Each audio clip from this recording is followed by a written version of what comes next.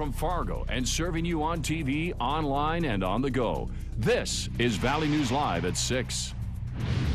We begin tonight with breaking news. A man is dead and authorities say foul play is suspected. Good evening. Thanks for joining us. The Minoan County Sheriff's Office says that they received a 911 call about 5:30 this morning. It involved a man who was bleeding from the leg. When they got to the home south of Minoan, they found the man's body. No name has been released, and an autopsy is being conducted to determine the exact cause of death. Stay with Valley News Live and valleynewslive.com for updates. We were taught not to talk to strangers or get into strangers' cars, and here we are calling strangers up to pick us up.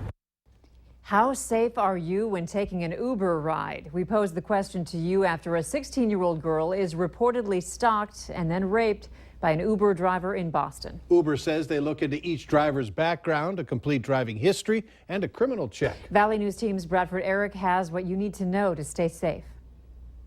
Uber is relatively new to the Fargo area, but if you've traveled, you've probably used it. But you probably never thought you'd be taking your life in your hands every time you buckle in. You download the app, hail a ride, and that's it. But tucked away in the Uber app, terms and conditions.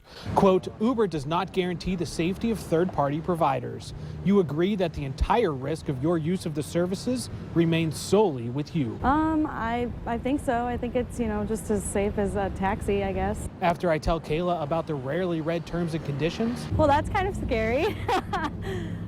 Yeah, I mean, that definitely changes my mind. I don't know how carefully they are checked before they're hired. For drivers, Uber says they use a third-party system, Checker, to look into a person's criminal background, specifically looking to find out if they're a sex offender, a terror suspect, and if the person has any DUIs or speeding tickets. Airbnb, I've used that as well. It's kind of the same type of situation where you don't know exactly what you're getting into, but with peer reviews, sometimes that helps. Airbnb, Uber, Lyft, Rideshare, Zipcar, Just Park, Dog Vacay, Relay Ride, TaskRabbit, Get Around, ShareHammer. There's even an app where you can sell your leftover food. The sharing economy is taking off. There are thousands of more convenient ways to do things, but you're taking much of your own safety into your own hands. Bradford Eric, Valley News Live. We have posted links to more information about Uber on our website. Just search valleynewslive.com and click on this story. The airport in Grand Forks was evacuated today after a suspicious item was found in a checked bag. It was discovered when officials were doing a routine scan on the bag in question. The owner was questioned but would not tell officials what was in the bag. About 100 passengers and employees were evacuated as a precaution. The bag was checked out. There was nothing inside that posed a danger. Apparently, it was a battery-powered white noisemaker that stirred things up. Some alarming numbers from the North Dakota Health Department tonight regarding West Nile locally. This week alone, there were 8 more cases reported across the state of North Dakota. Of those, 6 were in Cass County. Of the 15 total West Nile cases across the state, 7 are women, 8 are men. 2 of those people have been hospitalized. The weekend is off to a good start as far as the weather is concerned. Let's send it over to Hutch to find out how quiet tonight is going to be. Hutch? Well, the evening hours are looking quite quiet indeed as we have showers off into eastern Minnesota, western North Dakota seeing passing showers and thunderstorms as well. So a few clouds that should decrease, as will the wind speeds this evening in the FM area. Temperatures slipping down into the upper 60s by bedtime. In Lakes Country, expect temperatures in the upper 60s by bedtime with partly to mostly cloudy skies, and I expect mostly cloudy skies to build into the Grand Forks area with temperatures in the mid-60s. It looks like a fairly quiet weekend. Andrea, I'll have details on that. There'll be chances of showers. We'll detail all of that in a few minutes. Okay, sounds good. Thanks, Hutch. You bet. An ATM that was stolen from Shields Arena has been found, according to Fargo police. They responded to a call of a missing ATM early this morning. This is the second time this year that an ATM was stolen there. The first happened earlier in March. While you might not be too concerned, it does impact you if you used that ATM. According to Bell State Bank, ATMs have something in them that's similar to an encrypted hard drive, and it can store card numbers. That information surprised people we spoke with. Maybe more apprehensive about it, more careful about when you're going to draw money out and where. I would hope that, the risk of it happening wouldn't be too high, but if it does happen, it's a huge risk. Fargo police say most criminals are going after the money when taking an ATM and not the drive. Check off 2 more names from the area's Valley's Most Wanted list. This week, it was Alfonso Peak. He was arrested early this morning in Benton County, Minnesota, wanted for dealing in stolen property. And a previous Valley's Most Wanted was reported in July, has also been arrested. The Border Patrol catching up with Amar Kovacevic yesterday at the Minneapolis airport. He was returning to the U.S. and was wanted for felony forgery and counterfeiting. An independent third party will be investigating NDSU President Dean Bershani to see if he violated any of the state board's policies. The State Board of Higher Education Audit Committee unanimously approved the investigation. It's going to determine if Bershani's handling of media guidelines for athletic coverage broke any board rules. In a statement, Bershani says he welcomes the investigation.